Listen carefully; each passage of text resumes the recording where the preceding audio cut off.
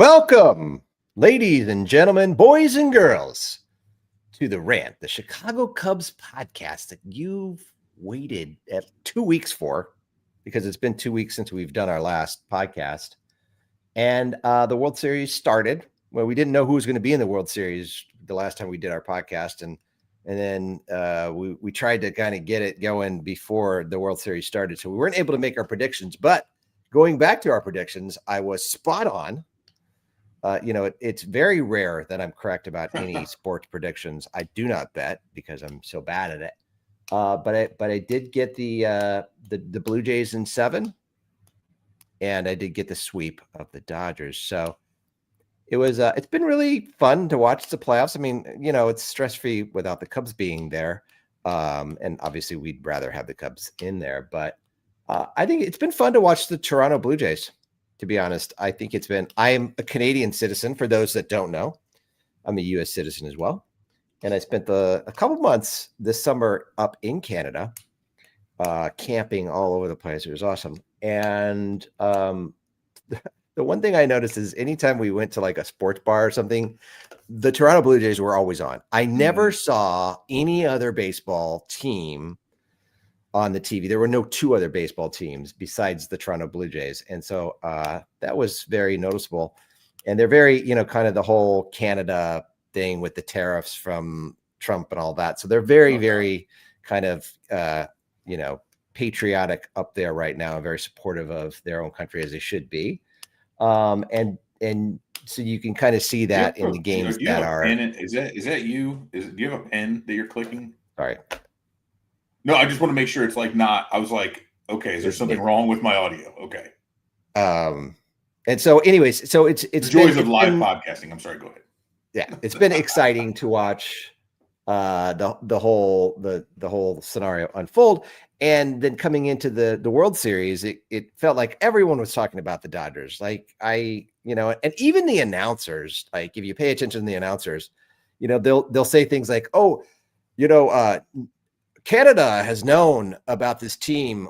Like no one else in the United States was paying attention to the Toronto Blue Jays except the people in Canada. They're the only ones who knew they were good, which I think is absolutely ridiculous because they do play in the Major League Baseball with other teams, all from the United States. I think everyone was. I think it's just they say that like they're from like this place and they've played baseball in this other place that no one has ever seen them. Well, and it's a mystery. They're so good. Well, John Smoltz doesn't know his ass from a hole in the ground. And then Joe Davis is the Dodgers broadcaster. Like his main gig is to broadcast Dodgers games. And somebody, I don't really pay too much attention to it, but somebody kind of clipped together like his calls of Dodgers home runs versus Blue Jays home runs. And it does seem to maybe, and interestingly enough, like Boog Shambi is doing the radio broadcast for ESPN or whatever. Like he's doing the national radio broadcast, right? And he does a great job. Like everybody's got their haters, right? Like it doesn't matter who you put in that role. A lot of people don't like Boog. I like Boog. I'm fine with him, but it's when you remove that, it's like it goes one way or the other. And what's interesting, right? So like, I feel like Davis does an okay job, although for me, and maybe this is my problem, I think he and Smoltz's voice, his and Smoltz's voices sound way too similar for me. And at times it's hard for me to discern who's saying what. So the way I can judge it is if the person says something that is demonstrably false, then I know it's John Smoltz talking. Like he's funny because he's always trying to predict the next pitch and he gets it right like half the time, not even half the time. And that's the only thing he's good at is kind of explaining the thought process of a pitcher or whatever. But like he was advocating for Vlad Guerrero Jr. to hit a ball on the ground the other night, which is like, why would somebody want to hit into a double play? He's talking about launch angles and he's wildly incorrect. And it's like, or the other day. So here's another one. And this should be a small thing, except, right? We're talking about, this is the World Series. This is the only baseball game going on in the world, at least as far as the viewers are concerned, right? Yeah. There's nobody in the US. We're not. So, and this is your only job right now, John Smoltz. Your only job is to He is a know field goal about kicker. the teams and the people in this game that you are broadcasting. So to me, it angered me to, when they were talking about, oh, Matthew Stafford's here in the crowd, and Joe Davis like, yeah, they played together, and Smoltz like, yeah, they were only a couple years apart in school, right? And Davis is like, no, they were the same age. I'm like, this is a fairly well-known fact, right? That Clayton Kershaw was the center for Matt Stafford on the football team. Matt Stafford was the catcher when Clayton Kershaw was the stud pitcher. They went to school together. Everyone knows this. That is a fact that you should be aware of as the broadcaster in this game. And, but to say things like, oh, well, all these guys have attack angles of greater than 20 degrees. Like, nope, none of them do, John. None of them. Like, just, you have to have the basic, and it's not 40 years ago where people were all carrying supercomputers in their pockets. Like, I can debunk half of what you're saying within 10 seconds by just a quick search on my phone. Like, maybe get somebody in there who has the baseline knowledge to begin with, and then the ability to speak extemporaneously without spewing falsehoods every other sentence. That it makes you miss Joe Buck. I never thought I'd say that. It does. I mean, Buck, for all, and a lot of the reason a lot of us don't like him is because of his ties to the Cardinals. I kind of don't like him because I know a lot of people who know him personally, and my understanding is that he's kind of a dick. But he does a good job. Like, he does a very good job on his broadcasts, and to be able to do that, like football and baseball, with the acumen that he's had, is really pretty good. Now, again, he's an extreme nepo baby, but he's done a very good job. He's also very talented, right? Where he's got John Smoltz in there because he's a Hall of Fame former baseball player, but he doesn't seem to like the game, right? There's things that he talks about that I'm like, do you actually like baseball, Smoltz? Do you? But beyond that, he just doesn't know many things outside of like his own anecdotal understanding of it. And that's so bothersome to me because I'm like, folks, this is the product. Like, of course, we're all sitting there still watching it, right? But I've found there's nothing else to watch. Yeah, but I've found it very, very easy to tune out as well, right? Like, I tried to stay up for the 18-inning game. I couldn't make it. I just fell asleep. I went to bed in the 18th inning. Honestly, I didn't want to see the Dodgers win, so I went to bed after the top of the 18th. I think I made it to the 15th, but I was so tired. Like, it wasn't like I didn't care. I was like, oh, this is pretty cool. And it was a very exciting game. But yeah. So anyway, this is from high school, but this is my Blue Jays. My high school was the Blue Jays. Nice. I got a Blue Jay tattooed on my arm there. So, who I'm pulling for, even if it wasn't against the Dodgers, but to me, it would be so poetically beautiful to have had to root for the Dodgers just to beat the Brewers and watch that happen. And then to watch the Blue Jays beat the Dodgers. And so then it's like, man, you can feel good all the way around. Like, the Brewers got swept. The Cubs still in the postseason. The Cubs won more playoff games than the rest of the NL Central combined because the Brewers and only they made won a 3, significant step forward. Whether people want to admit that or not, that this season was a significant step forward. They won 92 games, which was 9 games more than the past 2 years and way more than years before that. And they made it to the playoffs. They won a playoff series. They pushed the NLDS to 5 games. A lot of positives we can talk about later. But to your point, yeah, I mean, all around so far, a good story. But man, I tell you, going into this next game, you got Yamamoto, who has looked really good. Does he have 2 complete games? I think he does have 2 complete games. He had a complete game at Milwaukee and then another complete game at Toronto. And so this is a guy who, man, you're looking at this game and I mean, I don't know, Gosman has been good. I don't know if he's necessarily been great. I'm going to pull up his individual game stats here right now. In the postseason, let's see. Yeah, I mean, he's been good. He hasn't been like Yamamoto, and he certainly hasn't gone as long. But he should give him a chance to win. But I mean, you're going to have to stop the Dodgers from scoring more than like 2 runs. It feels like, to have a chance against Yamamoto. Yeah, I mean, I think so. But you know what's crazy? Like, I'm watching this series, right? I'm sitting there going like, the Cubs did well, as we said, but who for the Cubs is going out there and throwing anywhere close to a complete game, right? We've seen, I mean, Blake Snell has gone deep a few times. You talk about Yamamoto. We saw Trey Savage, who started the season in low A. Dude began he went through low A, high A, double A, triple A, got called up in the last month of the season, like a month ago, like at the end of the season, and has now he started games 1 and 5 after beginning the season in low A. Yeah, that's nuts. And I saw a really cool comment about this, and I don't know whether this will play out, but we've seen the Cubs in particular, because we pay closer attention to them, but this is a little more common throughout baseball, other than maybe like the Angels. We've seen be very, very aggressive in promoting their prospects, especially pitching prospects. But, and we've talked about this, and there's some guys, it's like, hey, Paul Skeens moved up really quickly, and even though that was delayed longer than it should have been, the Cubs only moved Cade Horton up to the majors because of other injuries. They would have kept him down longer. I think, and this is a one-off kind of a thing, but I do wonder, do we see guys moved up quicker if they prove themselves, if they show, you know what, I've got it at this level? Because with just the way the game has changed, we see the arm injuries all over the place. I've talked about this before.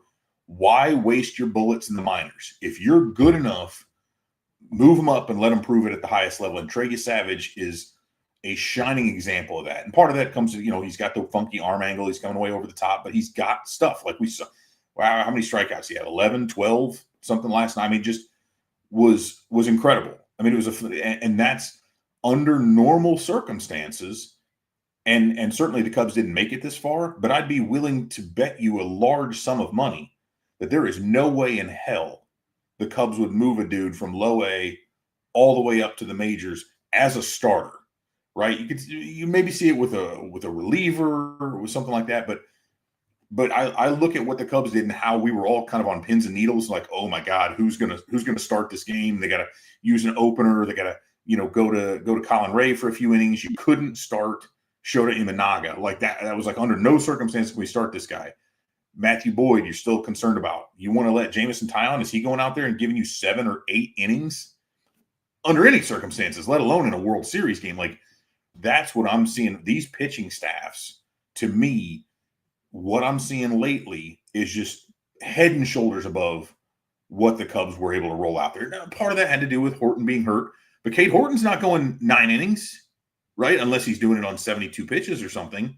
Well, maybe to give be more, fair, give more though, leeway at the end of the season. But the Dodgers are being forced to keep their pitches in there longer as well because they have no bullpen.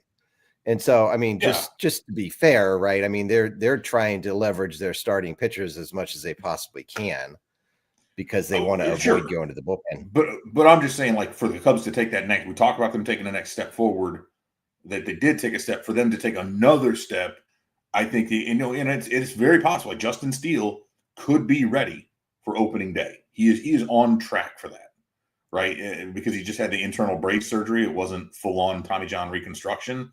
He's already throwing. He's got another 6 months, to really be able to be ready-ish. I mean, opening day is not out of the question. So you do talk about you have Justin Steele and Cade Horton at the top. Then you've got Matthew Boyd, Jamison Tyon. Do they part ways with Shota Imanaga? What do they do there? But that, to me, is much stronger. I would still like to see them find out a way.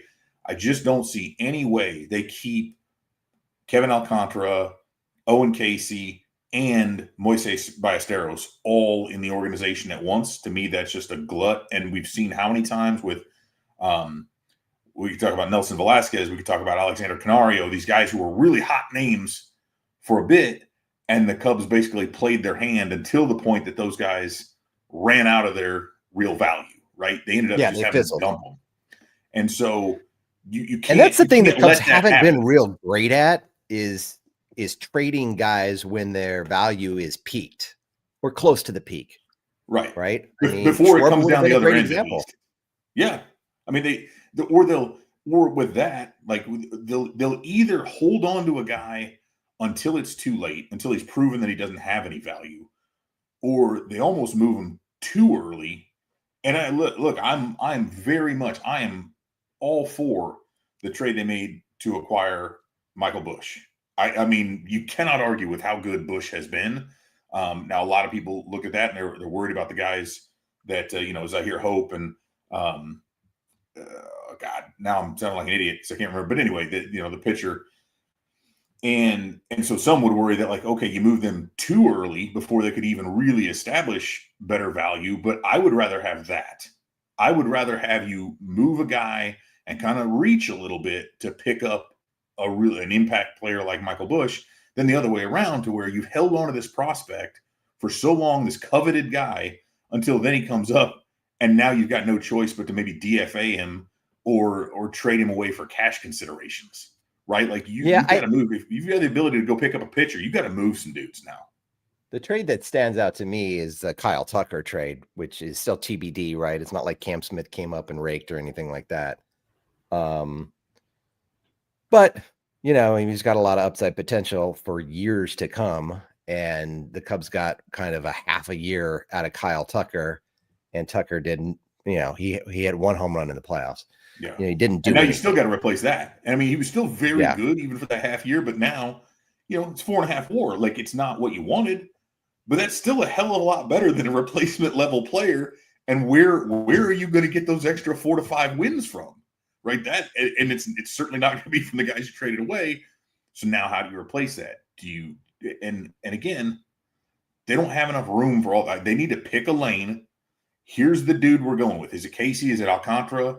Is it Mo Baller? Because you're saying, hey, Suzuki will play right and we'll figure out something down the road. Like, this is where my problem comes in with Jed Hoyer.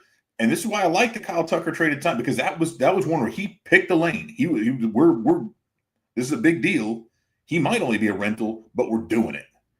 Versus how many times we see it where you slowly bring a guy along, you give him a cup of coffee here, you let him get a shot there, you let him sit on the bench. He shows a flash and you bench him again. He goes down to the minors. And then 2 years later, he's out of your organization, playing for the Pirates or something because he can't catch on anywhere like Canario. So, and Velasquez has bounced out too. So I'm not saying like the issue with those guys is they kind of prove themselves at least as of right now, they're like quad A players at best. But at one point they were really hot prospects. So you either got to play the hot prospect and hope he's it, or you move him for somebody who's a little bit more proven. And I feel like they're running into that.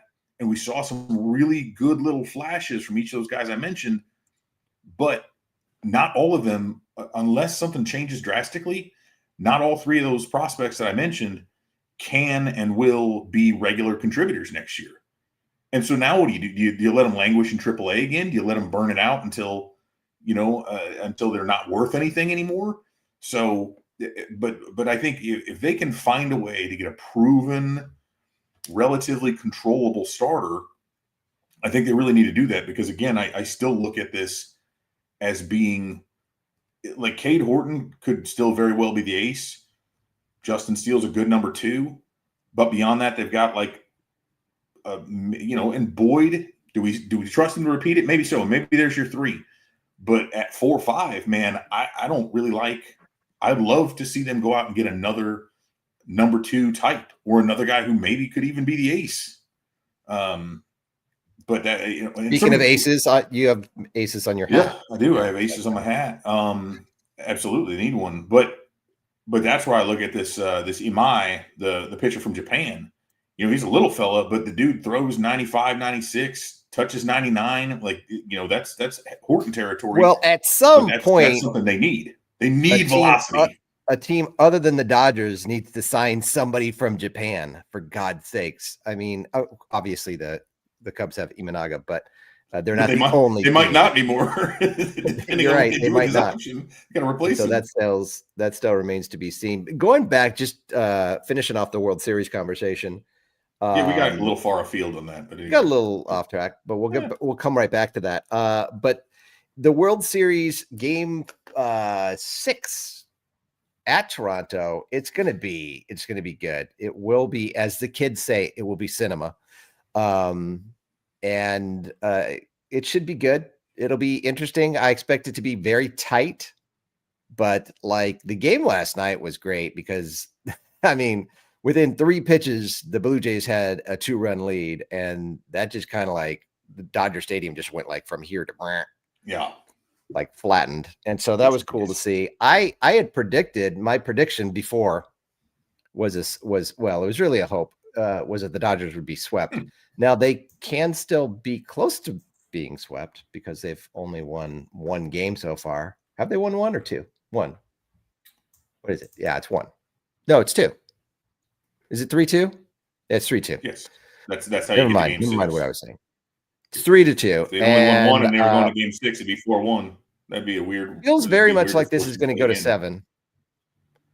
I can see that. And then at that point, it's like, who starts for the Dodgers? What would be the starters in a game 7? I don't know. Yeah, I'm not sure how they. I've paid very little attention to like all the lineups, and see, there's a whole lot to be made last night's game about the Dodgers lineup shifting around a little bit because Mookie Betts has really sucked. He just had a bad season overall. And I know there's some injuries and things like that have piled up, but yeah, I mean, I have no idea. I haven't even been paying attention to like who's where.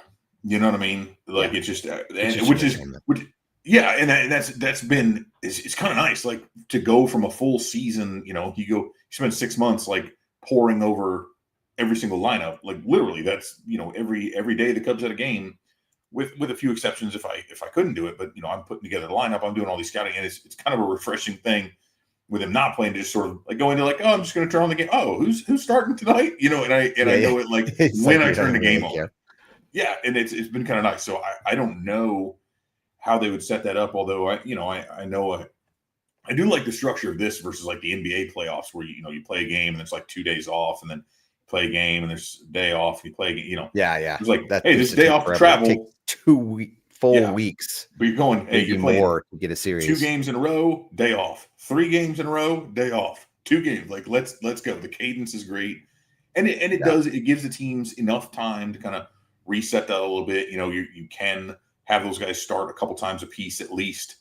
And I mean, but I keep throwing it back to like, remember when Madison Bumgarner like started all 7 games. I mean, obviously he didn't, but he started 2 or 3 games in that one World Series and then relieved in game 7 or whatever. It's like hey, it's the end of the year, so you're letting it all hang at this point. You know what I mean? Like you got months to rest up. So I'll be interested to see how both teams have to roll that out if they have to go 7. But I think that would be MLB's dream. Obviously, they definitely want it. They need another game of Dodgers TV revenue. I think it's Glasnow and Scherzer. That makes sense. It's not Ohtani. So I'm thinking Glasnow and Scherzer. Should be exciting to see. We'll see what happens. But either way, it will be over soon. I think it'll be over Saturday for sure if they have 7 games. So we'll see. We'll see. Yeah. Exciting stuff. It's been good. It's been fun to watch. Moving back to where we were is talking about the Cubs offseason plans and really what their objectives should be. I mean, I know we've talked about, obviously they have to replace Kyle Tucker and his productivity. I would say he didn't live up to the hopes and dreams of probably management and Cubs fans, but he still did had a material impact, helped the Cubs win some games, helped the Cubs get to 92 wins. And so from that perspective, he wasn't a bust. He kind of just met expectations, I would say, maybe slightly under. Did not perform very well, as we mentioned, in the playoffs. I mean, he wasn't terrible. I think his average was okay, but there was only that 1 home run. Yeah, he was on base a bunch. He was drawing a bunch of walks. Like that's the one thing that at least you give a guy like that, regardless of what he's doing as far as producing hitting wise, he always put together a very, very good plate approach. And so, or he always had a very good plate approach where he put together a good plate appearance. And so that, carried over quite a bit. And we saw that with Matt Shaw quite a bit in the postseason as well. He wasn't hitting very well, but he was drawing a bunch of walks. So there's value there. But again, and what did we see? What did you just bring up? 3 pitches into the game last night, the Blue Jays are up 2-0, right? Hit a couple home runs, boom. If you can get guys on base, but that's where it helps. And we've seen that. I mean, how'd they win the 18-inning one? Freddie Freeman, walk-off homer, right? We've seen George Springer hit some big postseason homers. We've seen Vladito hit a bunch of homers. Like, that's what is punctuating when we talked about the pitching. The pitching has been very, very strong. As the pitching gets better, you have fewer opportunities to string rallies together. And so you really need to be able to hit for power. And the Cubs did that, but we saw them undone by it as well against the Brewers. And so that's where, I think, and that's where Tucker kind of fell short, right? And we saw that certainly in his big slump there in kind of July and August. And then he was hurt and obviously out for a while. And I think clearly was not fully healthy in the postseason from that calf thing, but his power numbers weren't what they really would have wanted, right? Pete Crow Armstrong just fell off a cliff from a power production standpoint in the second half. That's where I think they really need to pick it up, because when they were clicking, when they were really going in that first half, the Cubs were near the top of the league in terms of home runs. They were good in terms of batting average, in terms of on base. They were stealing bases, but they were hitting a bunch of home runs, and it felt like, again, it's a 3-legged stool, right? And you cut that one leg out, all of a sudden it's very difficult. You find yourself having a balance. And so they need to go out there and find somebody with some thump. I'd love to say left-handed. Wrigley Field doesn't play as well. If the wind conditions continue as they have been, that's part of what hurt Tucker a little, right? But I also look at it and say, you know what? If you're a masher, you can still continue to mash there. Like, you'll still be okay. And you play half your games on the road anyway. So, that'll all balance out. But to me, that's the key. I want to see starting pitching depth. I would love to see them go after a big ticket starting pitcher, regardless of whether it's free agency or via trade. They need to do something to restructure that bullpen, because they lose a ton of relievers to free agency. Some of those guys I'm sure will be re-signed, brought back, but we know Jed Hoyer's MO is to go out and seek cheap alternatives, and it's worked and generally continues to do so. You got Tyler Zombro there, so I think that'll really, really help them in terms of identifying who those guys are, and then helping to I don't want to say fix, but help leverage some of maybe their features of their repertoire that they haven't really been doing much with. Jamison Tyone picking up the kick change, working with Tread, that was huge. But give me a power bat, trade 2 or 3 of your better prospects, move those guys for a pitcher, and go out and get a couple of the cheaper bullpen guys. But I do think it's about time. What the other thing we've seen? What do we see from the Padres? The Padres took the Cubs down to the wire because they had such a strong bullpen. The Brewers were able to beat the Cubs because they had a strong bullpen with a bunch of dudes throwing gas with nasty stuff. We have seen in this postseason, those teams have lived or died. You mentioned it with the Dodgers. Part of the reason they're a little bit worried, you got Blake Trinan, who's pitched like crap for the most part in the postseason. So it's the bullpens again. Can you trust those guys to come in? I really want to see them go after somebody a little bit more significant. I love what they've been able to do with Brad Keller and, guys like Andrew Kittredge coming in and Caleb Thielbar and all these guys. But it's like, you can only depend on a bunch of dudes in their mid-30s and even, Kittredge and Thielbar are both some old dudes, all things considered. Go get a dude who goes out there, throws a hundo, and gets a ton of strikes. In addition to Daniel Palencia. Like, Palencia does that. And Keller, who I think they'll try their best to bring back, he's got some good gas, but you've got to go out and get more of those guys. So it's not just one closer. And maybe this guy, like, I would love to see them have 3 or 4 closer types, right? They can't all be the closer, but this is another thing we've seen is you can't just wait to the 9th inning and then deploy your closer, provided you're ahead. You need to have 3 or 4 guys there who you trust to go in and just blow it by people. And 9 times out of 10, they're going to get those 3 outs quickly, turn it back over the offense. So that's you've got Palencia, right? Yeah. So you've got Palencia. So he's got a lot of upside. That. And he fits into that mold. The big question for me is Porter Hodge. Like, where does he fit in? Does he fit in? How does he project? It's a big unknown, I think, at this point. Yeah. The consistency is what I'm concerned with. And he's flashed it, right? He's flashed really good. Yep. But the health hasn't been there. Again, I think they bring Keller back. I'd be shocked if they didn't bring Colin Ray back. They've got a club option on him for, I think, $6 million. I think he comes back. Yeah, for sure. But here's the thing, right? Those guys who were cheap additions, again, because what was Thielbar, 3.5, or he was $5 million. Keller was only like $1.5 million. Well, guess what? Brad Keller's going to get a significant raise, right? Like, he's a believer, so it won't be crazy, but like, he deserves it too. Yeah. Oh, he was great. And it's so, but what about like Drew Pomerantz? Dude hadn't pitched in the major since 2021, was languishing in AAA. The Cubs trade for him, and he's nails. He's also going to get it. So there's all these guys. So, and this is where the Hoyer value equation that we talk about comes into play.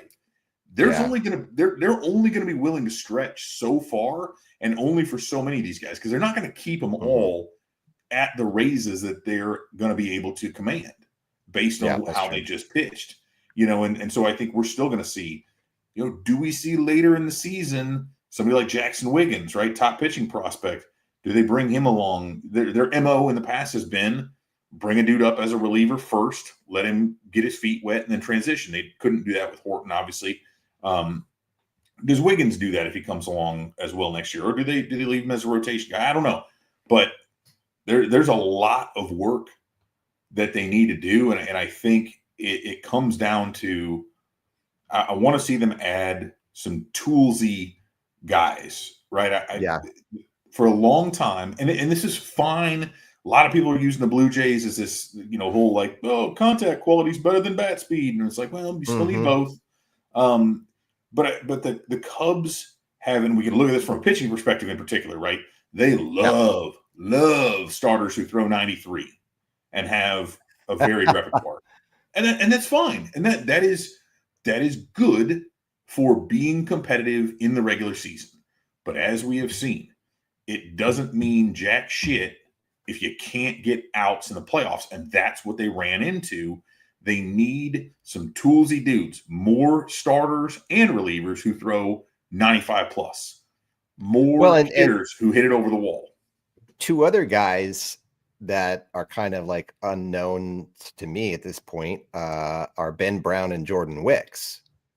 So, I mean, this is an example of, just to your point, where the Cubs have had guys who had higher value at one point in time, and they've let these guys come up and kind of languish. And this is what prospects do, right? I mean, you're going to have top-rated prospects who aren't going to turn out to be anything. And that's the whole idea, is why they're a prospect.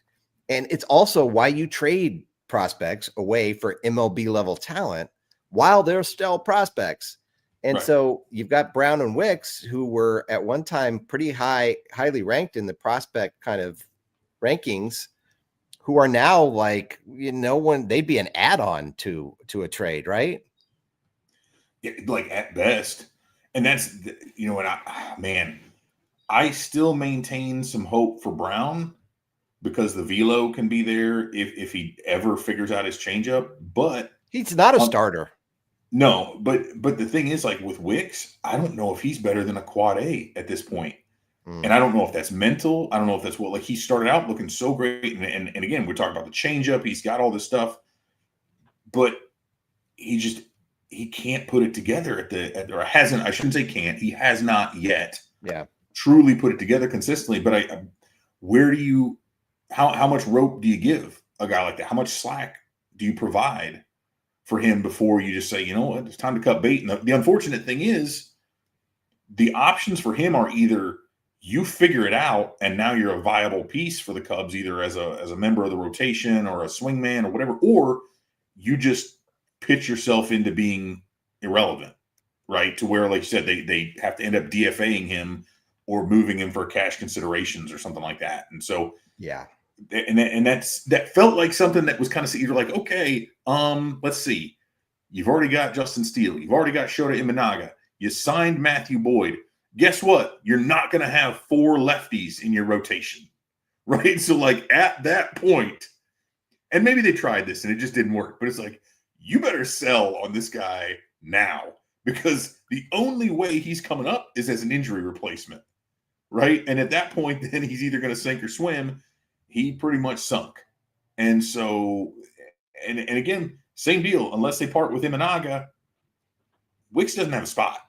And he doesn't have like this, he doesn't have the punch out stuff to be a short reliever. You know, like, are you going to bring him in as a loogie? Like, I don't think so. So I don't know, man. I'm just, those are frustrating moves. I know they tried the Ben Brown thing, and how much of that's mental, I don't know, but it's just. And so, but you can learn from this, right? I mean, you can learn from this and say, listen, you're always better off having a major league, a major league player who has had success in the big leagues already versus any prospect. I mean, unless it's somebody who's like, you know, like a no-brainer, and there's very few really ever no-brainers, honestly. Like Bryce Harper, I guess, was a no-brainer. Chris Bryant was a no-brainer. Paul right? Skeens, And you know, I mean, Kate Horton. There's some guys. Yeah. There's, you know, over the past 10 years, there's been a handful of those guys. And so basically what you're saying is you're looking at every single prospect in your org, and Cam Smith is one of them. And you're saying, listen, we're better off getting a guy. I don't care how good Cam Smith turns out to be. A lot of people can question the trade. Heck, even I questioned the trade, but the Cubs got a valuable big league bat who contributed positively to them getting the playoffs. And that's what you're there for, right? That's what the prospects are there for. And so they really need, it does feel like with Casey and Ballesteros and Alcantara, I mean, there are some guys here that need to be traded, to your point, and they need to be traded for, it's probably going to be a prospecty type of pitcher, but maybe not. I mean, it needs to be a starter, though. Yeah. And to that point, do you trust, is there anybody in the Cubs organization right now that you look at and say, among the prospects, is there any of them that you would look at and say, got to hold on to this guy? No, not one of them. Yeah. I'm the same way. Like, as much as I like Mo Baller, I think it's great, but like, yeah, there's guys, a lot of guys with upside who you're like, he get excited about. You know, I mean, Casey, you know, Alcantara can play a couple outfield spots, but like, and he can run. But have we seen the hit tool? Trade them all. Yeah, I mean, at this point, I'm like, because I look at, and then you go deep, you go beyond those. I'm like, I would look at it like, out of all the prospects you have, Jackson Wiggins is the only one who I would look at and think twice, think really, really hard about, do I part with this guy? Because now you're talking about a guy who can touch 100 plus. Sure. As a starter, you know, if they are allowed to, if they can take the governor off him, and just like hitting the ball really hard, swinging the bat really hard, throwing the ball really hard gives you a great deal more margin for error. It's something the Cubs have not had. I'm reasonably sure, like, somebody put this out there, and I didn't go back and check it. I know I heard it on Dan Bernstein's podcast, Dan Bernstein Unfiltered, which is really good. It's a daily pod though, so it's a little bit much for me to listen to every day. But and it tracks when you think about it. I'll ask you the question: who's the last Cubs starter to throw 100 miles an hour? I'm having a tough time coming up with anybody. Kerry last Wood. Cubs start. Kerry Wood. I was gonna have to go back. That's kind of you got to go back 25 years, right? And you know, Arrieta threw hard for the time. Like, you know, he was mid 90s at his best. Carlos Zambrano was mid 90s. No, I don't think Arrieta ever got to 100. Zambrano didn't. And so when you look around the league at these guys, and when you look at Jacob Mizrachi throwing, granted this is in a relief appearance, he's got a bunch of adrenaline jacking him up at 103, 104. When you've got Paul Skeens throwing the way he does, when you see all these other guys across the league, and at the very least, I don't need them all to be out there throwing triple-digit bullets every time. But if a Cubs starter is hitting 95, you're like, ooh, he's a little saucy today. You know what I mean? It's like, Horton's touching 97. Holy crap. And it shouldn't be that way. And so that's why I like Wiggins. But outside of that, I mean, look beyond those top few guys. Does anybody out there look? James Triantos was a phenomenal high school baseball player and has done some really nice things in the minors. That's not a dude who I see as ever putting on a Chicago Cubs uniform. I can't imagine that being the case. I'm not going deep enough on some of these guys, and there's some nice things that I've seen from some of the recent draft picks, but Ethan Conrad or whatever, but like nothing about their system right now says to me like, oh man, the next wave is coming and we are ready to see these guys assume.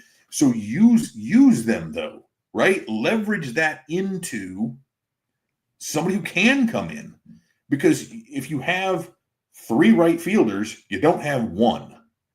You can't just rotate that position and hold on to these guys and keep swapping them back and forth between Iowa every couple of weeks like they kind of did there late in the season. So again, I want to see them pick a lane. And if that means, and here's the thing, like people oh man, they're all swinging for the fences. I'm like, you know what? But you can't hit a home run if you don't hit the ball hard. And I feel like Jed Hoyer is content to take or, bunt the guy over to second base and then hope you get a single and then hope you get a sac fly. He's not swinging for home runs. We could talk about why that is, and maybe there's some budgetary things, but by his nature, he is a very conservative mover, right? But the fact alone that we have to have a conversation about this and mention budget as the Chicago Cubs, is ridiculous. It's absolutely ridiculous. It shouldn't be a part of the conversation. It's like Elon Musk talking about the budget. It's just it should not happen. Well, one of them is somebody being a complete idiot. The other is just, somebody being frugal, right? So, I mean, there's difference there. Of course. But you know what I mean? For sure. The resources are there. The resources are there. And there should never be, with a resource-rich team like the Chicago Cubs, there should never be a question about budget. Right. And the Dodgers are over the cap, the Mets are over the cap. I don't know where the Yankees stand, but teams are spending money. I mean, hell, the Mets are farther over the cap than most teams even spend on their payroll at all, right? Like, and we can look at where they got them. But even if we said the Cubs will use the CBT penalty as a cap, they won't go into the penalty, which is dumb, and they should. But even if they don't, they should have about $100 million to allocate to players this offseason. And that's before considering that the following offseason, you drop, say, a Suzuki off the payroll, you drop Ian Happ off the payroll, you have a bunch of, like, the only person signed beyond that is Dansby Swanson. So, and the big looming factor here, the giant dark cloud on the horizon, that there's almost certainly going to be a work stoppage after 2026. But hey, if that happens, you're not paying those guys anyway. They're locked out or they're striking, and so you're not paying them, so who cares? But if you've got $100 million, just quick thought exercise, and let's say Kyle Schwarber gets $35 million a year. That's what he's maybe looking for, something in that range. You could give Kyle Schwarber $35 million, still have $65 million to go out there. That gives you another, let's say you go get another $20 million a year guy. Now you got 45 left. You go out and get a $10 million guy. You give a couple raises to Brad Keller. Like, you can do that. Let's talk about that, because what are the Cubs replacing besides Kyle Tucker on the offensive side? They're not replacing anything. Right. There's no one they're replacing. That's it. Yeah, they're all Kyle Tucker. It's a left-handed bat. Carson Kelly's on a 2-year deal. All the other players are also under contract. They're all there. And here's why I keep saying, I know Michael Cantor, our rundown guy, he doesn't like the idea of signing Schwarber. And I know there could be some, who knows, some relationship issues because of Jed Hoyer. But at the end of the day, money talks. This isn't even me being nostalgic. You go out and get this dude who's going to hit you 40-plus home runs in all likelihood to be your DH. Say Suzuki's out in right field. Guess what? You can keep one of the prospects around if you want to. It's like if you want to keep Moises Ballesteros and be like, hey, third string catcher, backup first baseman, he can DH occasionally, whatever, if you have to, which he's not going to do if Schwarber's in the lineup because he's going to be there every day. But like, you can definitely move one of Casey and Alcantara. That forces you to pick a lane and move some of those guys and improve in other spots. Like that's what you've got to do, because now you have a dude for the next 4 to 5 to 6 years, whatever he's going to sign for, who is in that role. And that's where I want to see them go. I don't want to see, and this is kind of what I was saying earlier, they like these positionally versatile, kind of okay, your John Birdie and your Vidal Brujan, who are like negative WAR players, but hey, they can switch hit and play all over the field, and they can run a little bit. So cool, we'll give them a bench. Like, screw that. If you're going to keep that guy as your 26th man, okay, fine. But I need you, Jed Hoyer, to pick a lane and be comfortable finding a one-trick pony or two out there who are going to do one thing very, very well. Even if, and I will say to Schwarber's credit, talked about this earlier, kind of along the lines of Tucker. Schwarber may only bat 240, but he had a 365 OBP last year. That's 50 points above league average. He gets on base because he gets walks. He hits home runs, and he gets on base. And that's all I need for my DH. That's it. And listen, Cubs fans freaking love the guy, right? So you've got like a built-in put butts in seats, guy baby, who everyone loves him. I mean, there's going to be a big celebration if the Cubs. Kyle Schwarber needs to be the main priority, the top priority for the Cubs to sign. I guarantee he won't be. 35 million. Yeah. It doesn't matter the amount. Yeah, I don't think he's going to get the $40 million type money, but I think if you bring him in 5 years, 35 million, that's doable. It makes sense. Like you got a guy who for those 5 years. 150 to 160, something like that. I mean, he's gonna hit 30 to 40 to 50 home runs, every year of that 5-year contract. And he's going to be a valuable player for the Chicago Cubs and a valuable bat. Here's a question, though, is, you mentioned like Casey and Ballesteros and Alcantara, specifically Casey and Alcantara. Would the Cubs consider trading Happ and installing Casey or Alcantara in left? No, because Happ's got a no trade clause and he won't waive it. So doesn't matter.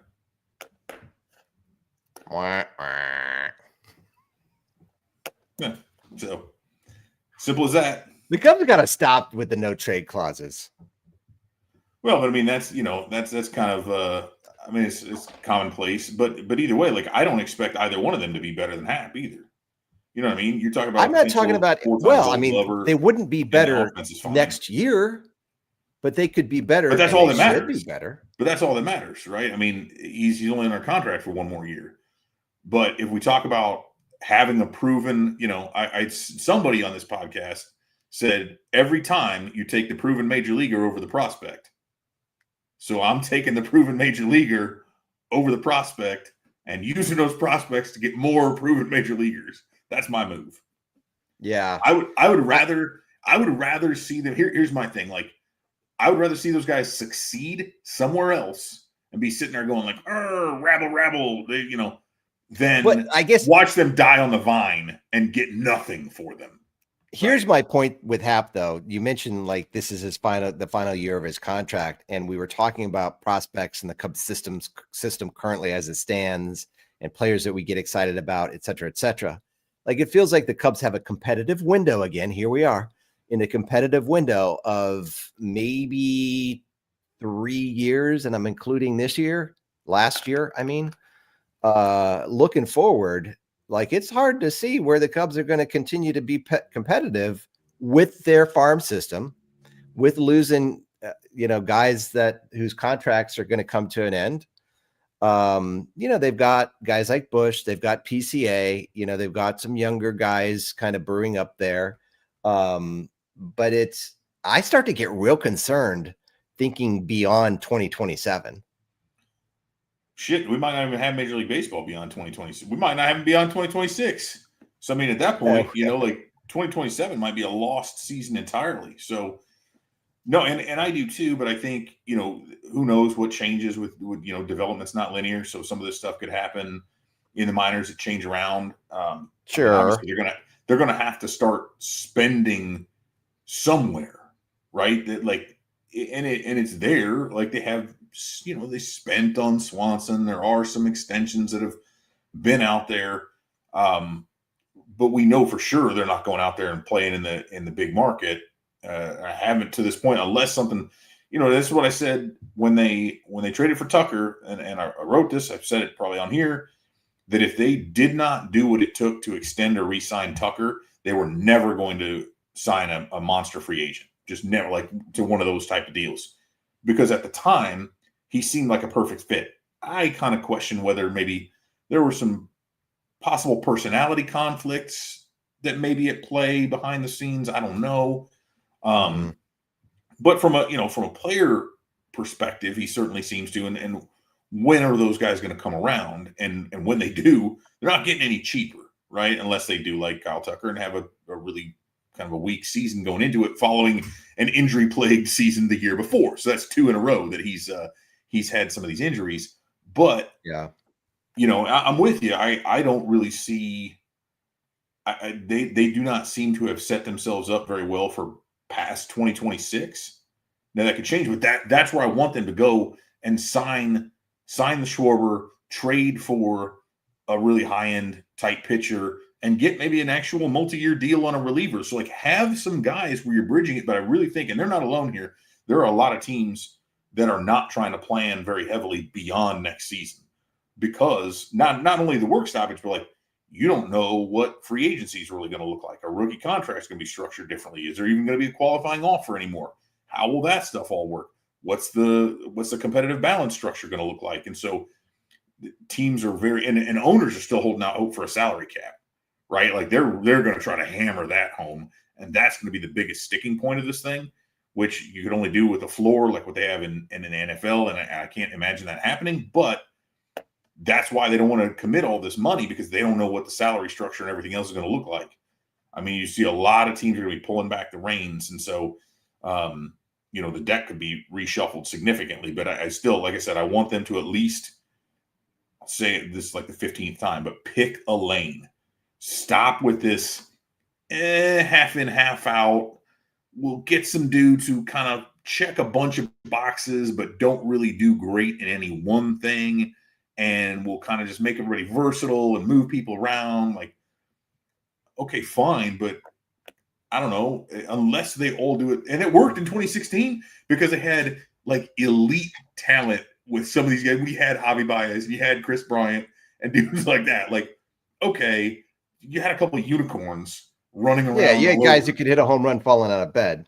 Yeah, and you don't have that. And so go find it. Like, you're going to have to spend money to do it, because as we just said, they were markedly improved. I mean, just in the home run, they hit, over 50 more home runs this year than they did last year. So when we talk about replacing Kyle Tucker, it's like, you're still way better off going into next year than the Cubs were in 2024. Yeah, because they had 3 guys that hit over 20 home runs in 2024. Last year, the Cubs had 6 guys.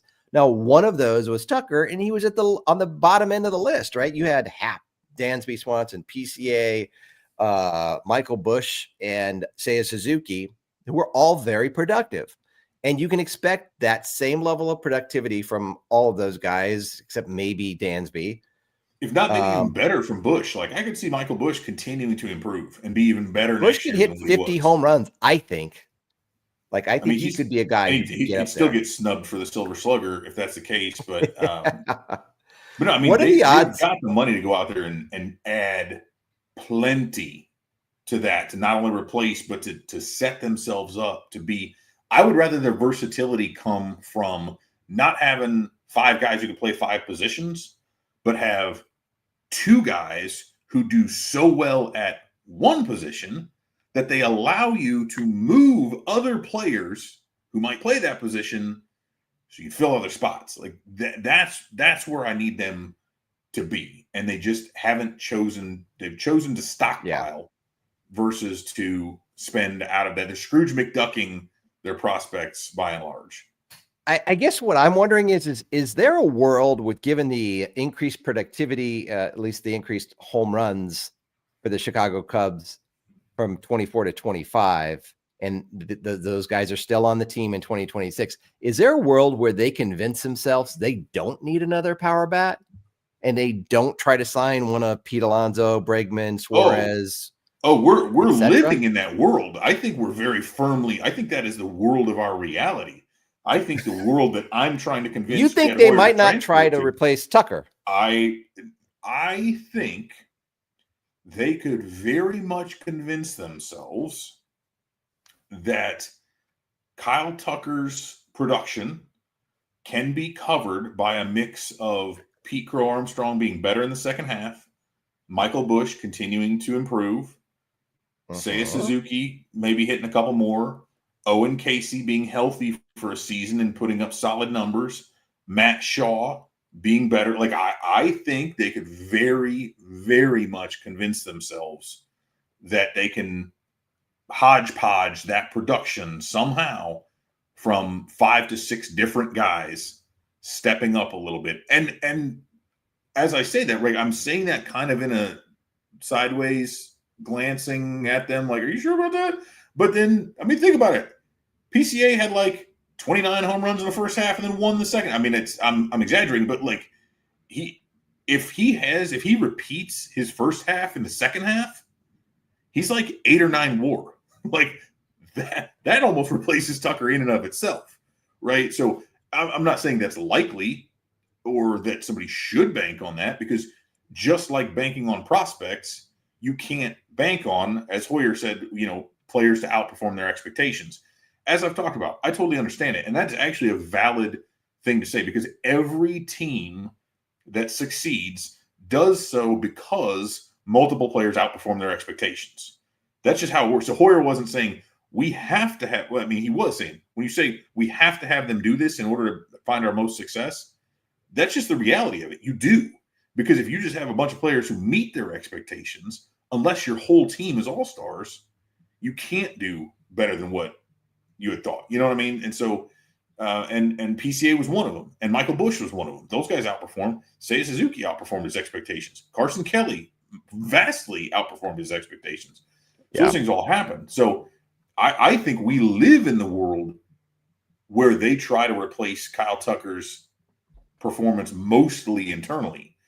I want them to move to the world. And Casey. Yeah, I think we need to both transport them to the world where no, we're going to find a replacement, and then we're going to try to get these other guys to step it up. Yeah. Yeah, so I don't have a lot of confidence in him either, so I guess we'll wait and see. In any case, it's been a wonderful discussion. So much is going to happen here. Just to kind of like set the timeline, and I don't have the dates in front of me, so maybe right off the top of your head, is as soon as the World Series ends, that starts the clock ticking. Yeah. 5 days they'll have to like real free agency, right? To where you get 5 days to negotiate internally with your own players, before anybody else can. And then you got the qualifying offer tags and all that stuff. So it's really like 5 days after the World Series ends that it's kind of like free agency begins.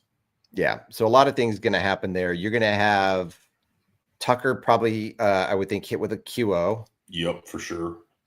You're going to have decisions to be made by Imanaga, by the Cubs. Or is it by the Cubs first and then Cubs Imanaga? First. They hold the Cubs three-year, $57 million option. If they turn that down, that's not happening. Yeah, it better. A lot of people seem to think it's on Facebook. So take it for what it's worth, but a lot, and that's the simplest. But after this past season, giving him 3 years, $57 million, I don't see that happening, because if they turn that down, he can opt in for $15 million. The other thing with that option is if they pick it up, it also triggers a no trade clause. So I don't see. Yeah, that's not. You can't do that. You cannot do that. And then he has a player option for $15 million. After which, if he picks it up next year, the Cubs then hold a 2-year option for the remaining 43 or whatever, 42. And if they turn that down, he has another $15 million player option. But if he turns down his option, so they turn down their option, he turns down his option, they could also slap a QO on him. So at least if he does sign somewhere else, they might, because I'd rather have him, because then he's only there for a year at $20 million, which in and of itself, that 1 year might be too much, but that's better than 3 at 57. Plus, if he leaves, they can get draft pick compensation. I'm just saying, if you're looking at it from another team's perspective, going into after 2026, when the CBT expires, you don't know what's going to happen beyond that, to your point earlier. And no team, I think, is going to want to pay Imanaga beyond that, not knowing how that's going to impact the finances of their organization going forward. It seems like there's too many variables. And so to me, it feels like, maybe he doesn't get signed by anybody else if he rejects the QO or but I just see a world where if listen, 15 million versus 20, what is it, 22 million or something? The projected 20, QO? 22-ish, somewhere in that neighborhood. Yeah. And so, if you're Imanaga, if the Cubs don't, pick up the option, which I don't expect them to, and Imanaga, I certainly don't expect him to agree to a 1-year deal at 15 million. And so then you're left with the QO decision. If you're the Chicago Cubs, I just think, that QO is a little bit of a risk unless you're okay paying him $20 million. Now he is guaranteeing the 1 year at 15 million because he still has, if he does that, he's still guaranteeing himself really 2 years at 30 million because he's still got another one. Even if they turn down their 2-year, he's got another 1 year at 15. So for him, is he going to get more than 2 years and $30 million on the open market? Because he's guaranteed that. He knows for certain he's good for 230.